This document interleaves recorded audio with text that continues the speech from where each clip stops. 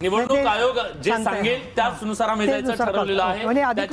आम्ही अधिकृत आकडे आहेत, पूर्ण अधिकृत आकडे आहेत। आम्ही तोपर्यंत पुढे जाणार नाही जोपर्यंत निवडणूक आयोगाला सांगणार नाही, किंवा आमचा रट नावाची जी यंत्रणा आहे त्या यंत्रणेतून आम्हाला आमचा जो प्रतिनिधी आहे तो तिथं कन्फर्मेशन देणार नाही तोपर्यंत आम्ही पुढे जाणार नाही। साधारणपणे न्यूज चॅनल मध्ये असं होतं, आजपर्यंत होत आलंय। निवडणूक आयोगाने स्पष्ट सांगितलं की पहिल्या तासाभरामध्ये तुम्ही 200चा आकडा आणि सरकार स्थापन करता हे योग्य नाहीये, असं होता कामा नाहीये। त्यांनी आवाहन केलं सगळ्या न्यूज ब्रॉडकास्टर्सला, त्यानंतर आम्ही हा निर्णय घेतलेला नेटवर्क 18 की भलेही आम्ही स्लो देऊ पण विश्वासार्ह देऊ, वाढवायचे आणि कमी करायचे आम्ही असं करणार नाही, भले त्याची किंमत मोजावी लागली तरी। जे आकडे ते खरे आहेत। शिर्डी विधानसभा मतदारसंघातनं राधाकृष्ण विखे पाटील आघाडीवर असल्याचं कळतंय, तर हिंगणघाटमधनं समीर कुणावार जे आता गेले 3 टर्म तिथे आमदार आहेत, 4थी टर्म त्यांच्या पडद्यात पडते का हे बघणं फार महत्त्वाचं ठरेल। समीर कुणावार ही आकडेवारी अजित पवार 3623 मतांनी बारामतीतनं आघाडीवर आहेत। युगेंद्र पवार यांची पिछाडी पहिल्या कलांमध्ये आपल्याला पाहायला मिळते। सुरुवात आघाडीवरती राहणार आहे आणि मताधिक्य हे पुणे जिल्हा महाराष्ट्रामध्ये जे पहिली 5 नावं येतील त्याच्यामध्ये सर्वाधिक मताधिक्याने दादा निवडून येतील, कारण महाराष्ट्राला विजन देणारं नेतृत्व हे बारामतीमधून जातं, ते आदरणीय दादांनी केलेलं आहे। त्याच्यामुळे महाराष्ट्राची जनता लोकसभेच्या निवडणुका वेगळ्या मुद्द्यांवरती होत्या, सिंपतीवरती होत्या, भावनिक होत्या।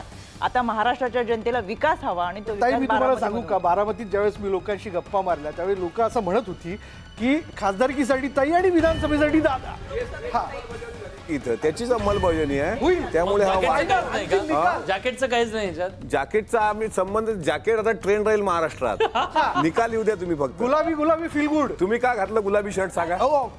मला हिंगणघाटमध्ये विचारलं। नीलमताई पण गुलाबी साडीमध्ये, नीलमताई पण गुलाबी साडीमध्ये कलर आहे, त्यामुळे दादाने ते जॅकेट घातलंय। आणि विजयाचा कलर मतदारांचा हा विजय कोणी निवडून, आता राठोड साहेबांचे पक्ष निवडून आता गुलाबीच ते गुलाल उधळतील ना। असं म्हणूया की जर समजा महायुती अशीच पुढे गेली आणि सत्तेत आली।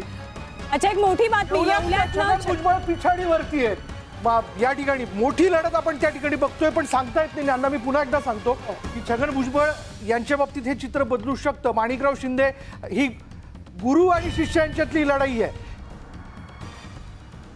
अच्छा, आणखी एक छगन भुजबळ येवल्यामधनं सध्या पिछाडीवर असल्याचं चित्र आहे। आणि या सगळ्या आकडेवारीमध्ये एक इंटरेस्टिंग बाब म्हणजे मनसेनं आतापर्यंत 125 जागा मनसे लढवतीये, पण मनसे एकाही जागेवरती आघाडी घेताना दिसत नाही। पुरंदरमधनं कोण आघाडीवर? विजय शिवतारे आघाडीवर। पुरंदरमधली लढत अजित पवारांनी प्रतिष्ठेची केलेली आहे, झेंडेंना उमेदवारी दिली आहे, त्या झेंडेंच्या विरोधात शिवतारे सध्या आघाडीवर पाहायला मिळतात। एकूण 62 जागांवरती महायुती सध्या आघाडीवर आहे, महाविकास आघाडी 34 जागांवर, भाजप आतापर्यंत सगळ्यात मोठा किंवा लीडिंग पक्ष 32 जागांचा, आणि त्याखालोखाल अजित पवारांच्या राष्ट्रवादीचे आकडे हे 17 झालेले आहेत। त्यामुळे 32 भाजप आणि सेकंड लार्जेस्ट पार्टी कलांच्या बाबतीत सध्या तरी अजित पवारांची राष्ट्रवादी पाहायला मिळते। अगदी येवल्यातनं छगन भुजबळ हे पिछाडीवरती असल्याचं कळतंय, तर आपले प्रतिनिधी लक्ष्मण घाटोळ आपल्या सोबत आहेत। येवल्यातनं जी छगन भुजबळांची पिछाडी आहे त्याबद्दल बोलण्यासाठी लक्ष्मण, काय अपडेट्स आहेत? उत्तर महाराष्ट्रातनं खास करून मोठी बातमी येवल्यातनं येते।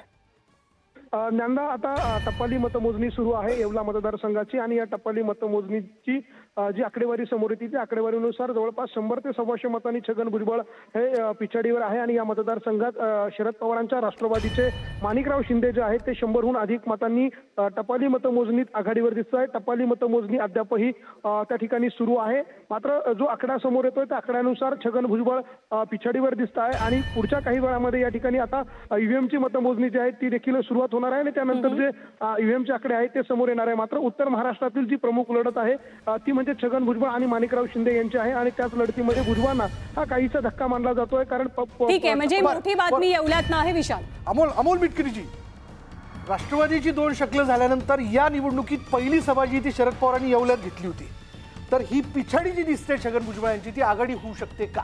100% आघाडी होणार। भुजबळ साहेब सुद्धा जसं आंबेगावमध्ये तुम्ही पिछाडी दाखवताय, आंबेगाव असेल येवला असेल, हे राष्ट्रवादी काँग्रेस पक्षाचे बडे नेते आहेत, त्याच्यामुळे आम्हाला अजिबात चिंता नाही। फॅक्टर दिसेल ना तुम्हाला निकालानंतर। जरांगे साहेबांनी विड्रॉल केला, त्यानंतर अनेक समीकरणं बदलली महाराष्ट्रातली, तसं इथं पण समीकरण बदलले। दक्षिण पश्चिम मधनं महत्वाची आकडेवारी 2500 मतांनी देवेंद्र फडणवीस राज्याचे उपमुख्यमंत्री आणि गृहमंत्री सध्या आघाडीवर आहे, त्यांचा बालेकिल्ला आहे, सातत्यानं गेली काही वर्ष ते या मतदारसंघात निवडणूक लढवतात. विदर्भातली एक प्रतिष्ठेची जागा, देवेंद्र फडणवीस सध्या आघाडीवर. दक्षिण पश्चिम विधानसभा मतदारसंघ या ठिकाणी त्यांनी काम केलंय आणि त्यामुळे मी या सगळ्याच्या ते ठामपणे म्हणू शकतो, म्हणजे आत्ता कल येण्याच्या अगोदरच किंवा निकाल येण्याच्या अगोदर काम तिथे दिसतंय, तिथे मतदान होणारच. पाहूया. फडणवीस हे फार टार्गेट होते अनेकांचं आणि नागपूरमधून सुद्धा त्यांना भरपूर सर्व एकत्रित शत्रू होते, पण त्यांनी ज्या पद्धतीने सगळं महाराष्ट्र सांभाळून यश जे मिळवताना दिसत आहे ते खरंच कौतुकास्पद आहे. म्हणजे ते होतेच असं म्हणणं आपण राजकारणात गृहीत धरू शकत नाही आणि त्याच्यात जाती आता सगळे नाही. कशी रणनीती कशी आखण्यात आली मग त्यांना घेरण्यासाठी? मुळामध्ये रणनीतीमध्ये आपल्याला स्पष्ट दिसतंय ना की जात ही गोष्ट अशी आहे की कोणाच्या हातात नाही आहे. बाबासाहेब आंबेडकरांनी सांगितलं होतं जात नाही ती जात. अशा वेळेला जात म्हणून त्यांना कुठे अनाजी पंथांची तुलना करणं आणि ज्या प्रकारचा विषारी प्रचार सगळा चालला होता अशा वेळेला कुठलीही गोष्ट मनावर न घेता सर्वांचं नेतृत्व केलेलं आहे त्यांनी आणि प्रत्येक प्रश्नाच्या बरोबर ते संकटमोचक म्हणून महायुतीचं काम केलेलं आहे आणि त्याच्यामुळे जनतेचा विश्वास आहे त्यांच्यावर. बिलकुल. कोकणमध्ये आता आपण बघतोय आम्ही महायुतीने जरा आघाडी घेतलेली आहे, ती दिसतेच आहे. 6 जागांवरती आपण जर पाहिलं तर आघाडी जी ती दिसून येते, ती नेमकी कोणाची आहे थोड्याच वेळात आपण स्पष्ट करू. पण तुर्तास आत्ता जो आकडा समोर येतोय, महायुती 71 जागांवर, ज्यामध्ये भाजप 34, शिवसेना शिंदे गट 18, राष्ट्रवादी काँग्रेस अजित पवार गट 17 आणि महाविकास आघाडी ही 35 जागांवर आघाडीवरती आहे आणि ज्यामध्ये काँग्रेस 15, शिवसेना उभाटा गट 6 आणि राष्ट्रवादी काँग्रेस शरदचंद्र पवार गट 12 जागांवर आघाडीवर असल्याचं बघायला मिळते. ज्ञानदा. अगदी बरोबर आहे. 113 जागांचे कल आपल्या हाती आले 288 जागांपैकी, ज्यामध्ये महायुतीनं अर्धशतक कलांचं पार केलंय. महाविकास आघाडी 35 जागांवरती आघाडी घेऊन आहे आणि जर आत्ताच्या क्षणाला सिंगल लार्जेस्ट पार्टी किंवा कुठल्या पक्षाला कलांच्या बाबतीत जास्त यश मिळतं तर ते भाजपला आहे. त्याखालोखाल एकनाथ शिंदेंची शिवसेना आणि मग अजित पवारांची राष्ट्रवादी. त्यामुळे महायुतीला सध्याचं वातावरण कलांच्या बाबतीत हे फॉर दिसत आहे. 73 जागांमध्ये 36 भाजपा, 18 शिवसेना, 17 राष्ट्रवादी. महाविकास आघाडीची काय स्थिती? मुंब्रा कळवामधनं जितेंद्र आव्हाड आघाडीवर आहेत, नजीब मुल्लांचं आव्हान, पण राष्ट्रवादीचे अजित पवारांच्या पक्षाचे नजीब मुल्ला हे मात्र पिछाडीवर आहेत. एक प्रकारे गुरु शिष्याची होणारी लढत. कळवा मुंब्रा मतदारसंघातनं आव्हाडांनी आघाडी घेतली आहे. आव्हाडांनी आघाडी घेतल्याचं आपण बघतोय आणि यंदा स्वतः आव्हाडांना सुद्धा त्यांच्या मतदारसंघात ठाण मांडून बसावं लागलं होतं, हे तितकंच खरं आहे. मला असं वाटतंय की आत्ता जो कल दिसत आहेत आता साधारण 30-35चं अंतर आहे, हे जेव्हा कल 100चं अंतर होईल त्याच्यानंतर आपण बऱ्यापैकी सुस्पष्ट चित्र असं म्हणू शकू कलांवरून सुद्धा, कारण त्याच्यामधले 100 एवढं कापणं अवघड असतं, पण 10-15 कलांमध्ये पुढे मागे होऊ शकतं. गोपाळ तिवारी आपल्या सोबत आहे. एक छोटीशी प्रतिक्रिया, ते बराच वेळापासून थांबलेत कारण गोपाळ तिवारी जी काँग्रेसचे आहेत त्यांच्याशी आपण संवाद साधूयात. आत्ताच्या कलांबद्दल गोपाळ तिवारी जी आपली पहिली प्रतिक्रिया. काँग्रेस 15 जागांवर आघाडीवर.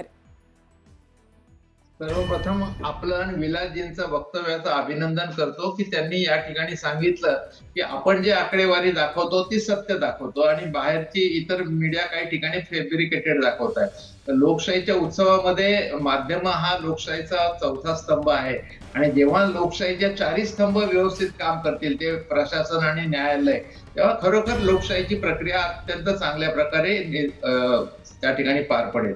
हे जे कल येत आहेत त्यामध्ये एक छोटीशी रिक्वेस्ट, थोडंसं प्लीज थोडंसं थांबवते, कारण मोठी आकडेवारी. महाविकास आघाडी 35 जागांवरती आघाडीवर आहे तर महायुती 76 जागांवर आघाडीवर आहे. 36 जागांवर भाजपा, 18 जागांवर शिवसेना, राष्ट्रवादी 17 जागांवर. त्याच्यामुळे गोपाळ तिवारीजी ही आघाडी जर अशाच पद्धतीने कायम राहिली तर कठीण होऊ शकतं, आपलं काय म्हणणं आहे?